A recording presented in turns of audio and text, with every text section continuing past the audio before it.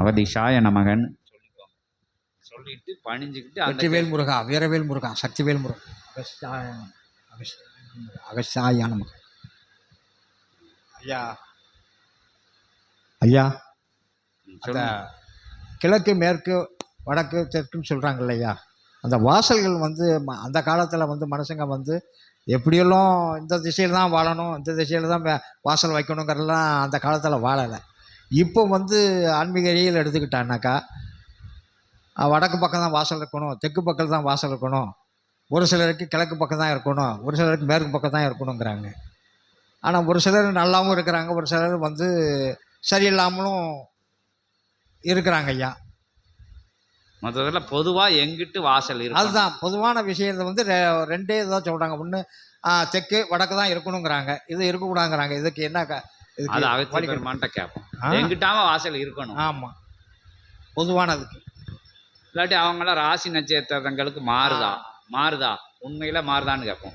மாறுதலாங்கிறது ஒரு பக்கம் இருந்தாலையா, மனுஷனுக்கு வந்து இப்போ நான்லாம் வந்து தெய்வத்தை தான் பேவினா நம்புவேன். அதை இந்த நேரத்தை பார்க்கணுமோ, டயத்தை பார்க்கணுமோ, இந்த டயத்தை பார்த்தா செய்யணும், அந்த எண்ணங்கள்லாம் நம்மகிட்ட கிடையாது. முருக கடவுளை வேண்டிக்கிட்டா முருக கடவுளை வந்து ஐயா நல்லதை செய்ய அப்படின்ட்டு இதை செஞ்சே நம்ம பழக்கம் ஆகிப்போச்சு. ஏன்னா எதையும் வந்து நேரத்தை காலத்தை பார்க்கறது இல்லை, தெய்வத்தை வணங்குறது. அது கண்ணியால் நல்லபடியாக நிலை நடக்கணும். ஆனால் சில பேருக்கு இங்கிட்டாமல் இருக்கணும், அங்கிட்ட இருக்காமனு சொல்லுவாங்க. அது சில நற்காரியங்கள் செய்யும் போதுங்கய்யா வந்து இந்த டயத்தை பார்த்து தான் செய்யணுங்கிறது இல்லை. நம்ம வந்து கடவுள் அது வேற பேசிக்கணும், அது இப்போ பேச வேண்டாம். அந்த இதாக தனியாக பேசணும். இப்போ வீடு மட்டும் கேட்கும். ஆமாம், வீடு மட்டும் அது. ஆமாம், இதுக்குள்ளே போனால் விவாதம் ஆகிக்கிட்டே இருக்கும். ஆமாம், வீடை மட்டும் கேள்வி. வீட்டுக்குள்ளே வந்து பூனைகள் வளர்க்கலாம், பூனைகள். அது தனிப்பட்ட கேள்வி. ஒரே ஒரு கேள்வி. இப்போ ஒரு கேள்வி மட்டும்.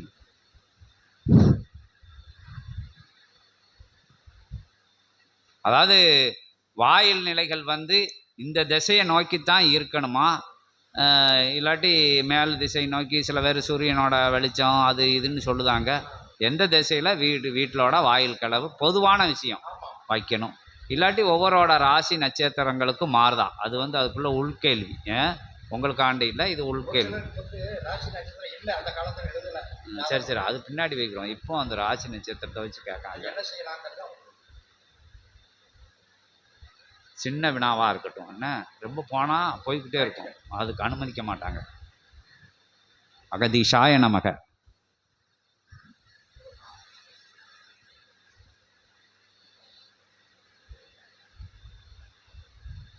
அகத்தியரை வேண்டி நினைக்கோங்க.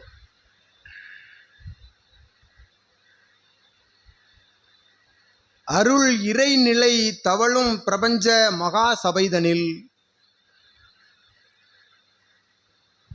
ஞான நிலைகளை, அறிவுசார் ஞான நிலைகளை கற்றுக் கொடுக்கும் ஞான பட்டறையதில் ஆதி கைலாய சிவ சூட்சம நூல், ஆதி கைலாய சிவ பேலை, ஆதி கைலாய சிவ திரட்டு என்னும் அற்புதமான இச்சிவ புதையல் பெற்ற இச்சபைதனில் அதன் சுவடு கண்டு, அதன் சுவடு குறித்த சுவடு உரைத்த அத்தகைய நிலையால் சிவமகா சித்த சபையினுடைய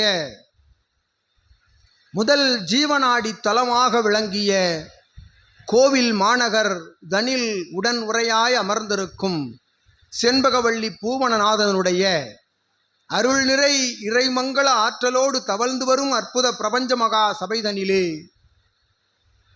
ஏற்றம் கொண்டு வந்து அமர்ந்திருக்கின்ற சீடர்களின் வரிசையில் திருமுருகன் திருவடிதனை பற்றி, திருமுருகன் திருவடிதனை பற்றி அவனை தன் இஷ்ட நிலை கொண்ட தெய்வமாக வணங்கி வந்து இறைநூல் அமர்ந்து உரையாடும் இந்நிலையோடு, இறை நூலுக்குள் இருந்து சித்தர்கள் உரையாடும் இந்நிலையோடு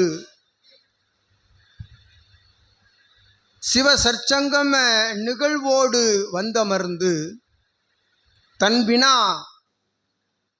இகலோகத்தில் மானிடர்கள் தன் இல்லமதை அமைக்கின்ற பொழுது வாயில் நிலை உள்சென்று வெளிவருகின்ற வாயில் நிலை எத்திசையில் அமைந்தால் சாத்தியம், அது குறிப்பிட்ட இரு திசைகளிலும் அமைய வேண்டும் என்று உரைக்கின்ற நிலை சரியா, 4 திக்குகளிலும் எத்திக்கிலும் திருவாயில்தனை அமைப்பது சரியா என்கின்ற வினாதனை தொடுத்து அமர்ந்திருக்கின்ற சபை தொடர்பாளனே,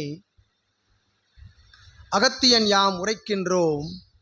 ஒரு நிலை மானிடர்கள் இகலோகத்தில் ஒரு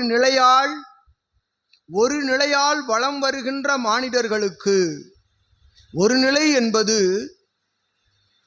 காம குரோத லோப மதமாச்சரியம் என்கின்ற இகலோக நிலைகளுக்குள் உழன்று வருகின்ற சாதாரண நிலை கொண்ட மானிடர்கள், இறையை உணராது, இறை சிந்தனை இல்லாது, இறையோடு பயணப்படாது, தன் பூர்வ ஜென்ம பாவ நிலைகளால் இறை பற்றிய சிந்தனைக்குள் செல்லாது, இறை பற்றிய சிந்தனைக்குள் செல்லாதிருந்த பொழுதும் தான் எத்தகைய நற்காரியங்களிலும் ஈடுபடாது, நற்சேவைகளிலும் நல் தான தர்ம கைங்கரிய புண்ணிய நிலைகளுக்குள்ளும் தன்னை ஈடுபடுத்தாது, அவ்வாறு உழன்று வருகின்ற மானிடர்கள் என்பவர்கள் ஒரு நிலை. அது ஒரு நிலை கொண்ட மானிடர்கள் இகலோகத்தில். மற்றொரு நிலை,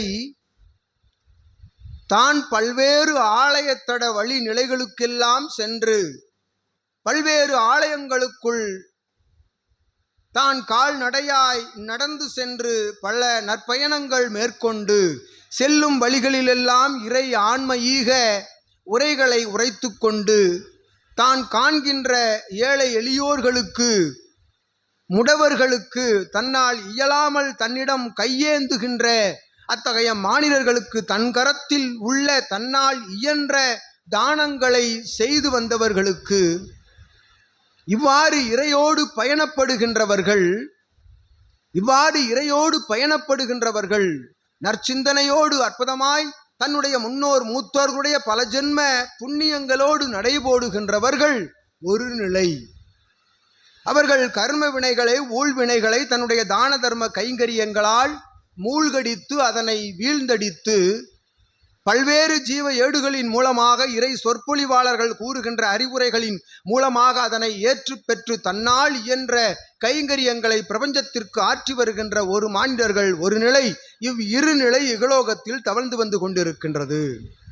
அவ்வாறு இரண்டாவது நிலை கொண்ட மானிடர்கள் பிரபஞ்சத்தை ஆட்டுவிப்பது இறையே, தம்மை ஆட்டுவிப்பதும் இறையே என்று இறை நிலையிலிருந்து மேம்பட்டு மாறுபட்டு சித்த நிலையோடு, அறிவுசார் நிலையோடு, ஞான நிலையோடு, சிவநிலையோடு அமர்ந்து சித்த நிலை காண விளைகின்ற, உயர் சித்த நிலை காண விளைகின்ற, சிவமாய் அமர்கின்ற தியான தவ நிலைகளை மேற்கொண்டு அவ்வாறு சிவ நிலைகளோடு நடைபோடுகின்ற மானிடர்களுக்கு எத்தகைய திக்கில் வாயில் நிலை அமைந்தாலும் அவர்களுக்கு ஒரு பொருட்டும் இல்லை என்று அகத்தியன் யாம் விளக்குகின்றோம். அவ்வினாவிற்குரிய விடைதனை அவ்வாறு இறையே அத்துணை நிலைகளையும் ஆற்றுகின்றது என்று அடிபணிவு சரணாகதி நிலையோடு இறையை இறுக பிடித்து பயணம் செய்பவர்களுக்கு எத்தகைய வாயில் நிலையும் நல்நிலையாகவே அமையும் என்று அகத்தியன் உரைத்து, யாம் கூறிய முதல் நிலை கொண்ட மானிடர்கள் நவக்கிரக சஞ்சார நிலைகளுக்குள் உட்பட்டு அவர்கள் தன்னுடைய ஜாதக நிலைகளுக்குள், நவக்கிரக சஞ்சார நிலைகளுக்குள் உட்பட்டு அவர்களை தாக்குகின்ற அந்நிலைகள் ஏற்படுகின்ற பொழுது அவர்களுக்கு எத்திக்கில் அமைய வேண்டும் என்று அவரவர்களுடைய ஜாதக நிலைகளை கேட்டு பெற்று, அறிவுசார் சான்றோர்களிடம் கேட்டு பெற்று அத்தகைய திக்கில் வாயில் நிலை அமைப்பது என்பது உகந்தது என்று அகத்தியன் யாம் உரைக்கின்றோம். இது இருவேறு நிலை. இந்நிலைகளுக்குள் இருந்து மாறுபட்டு வேறுபட்டு உண்மையான யாம் உரைத்தவாறு அனைத்தும் சிவமே, ஜாதக நிலைகளை சென்று அடைந்து அதன் மூலமாக தான தர்ம கைங்கரிய நிலைகளை பெற்று அவர்கள் உழன்று வருகின்ற அத்தகைய இகலோகத்தில் வருகின்ற மானிடர்கள் எத்திக்கில் அமைந்தால் நல்லது என்று கேட்டு அமைவது என்பது இரண்டாவது நிலைக்குள்ள மானிடர்களும் அத்தகைய செயல்களை செய்து கொண்டிருக்கின்றார்கள். அது ஒரு புறம் இருந்த பொழுதும் அனைத்தும் இறைவனுடைய திருவடிகளில் சமர்ப்பித்துவிட்டு ஆற்றலாய் எத்தகைய திக்கில் வாயில் நிலை அமைத்து இல்லம் அமைத்தாலும் அவர்களுக்கு எக்குறையும் இல்லை என்று அகத்தியன் உரைத்து, இது பெரும் சூட்சம நிலை, இதற்குள் இருக்கும் அதியாதி சூட்சமத்தினை இறைநிலையை உணர்கின்றவர்களுக்கு யாம் கூறுகின்ற இத்தகைய விடையை உணர முடியும் எளிதாக. அவ்வாறு அவ்விடைகளை எளிதாக உணர முடியாத மாந்தர்கள் சித்தனிடம் உரைக்க கேட்டு பெற்று தனியாக அமர்ந்து சிவ சற்சங்க நிகழ்வுகள் நிறைவுற்ற பின்பாக கேட்டு பெற்று அத்தகைய விளக்கத்தினை அறிந்து கொள்ளலாம் என்றும் அகத்தியன் உரைத்து, யாம் கூறுவது இருநிலைகளுக்குள்ளிருக்கும் மானிடர்கள் இத்தகைய மாறுபட்ட நிலைகளை அடைகின்றார்கள். இரு நிலைகளுக்குள்ளிருந்தும் மேம்பட்டு அமர்ந்திருக்கின்ற சித்தன் போன்ற சிவசபை ஆசான் போன்ற ஆசானை அவன் கரம் பிடித்து தாழ் பிடித்து வணங்குகின்ற சீடர்கள் போல அமர்ந்திருப்பவர்களுக்கு எத்தகைய திக்கும் ஒரு பொருட்டில்லை. அவர்கள் என் நிலையில் அமர்ந்த பொழுதும் அவர்களை நவக்கிரக சஞ்சார நிலைகள் எத்தகைய காரியத்திற்குள்ளும் ஈடுபட செய்வதில்லை என்றும் அகத்தியன் யாம் உரைத்து அமர்ந்திருக்கின்றோம். சித்தனே ஓம் அகதீஷாய நமக.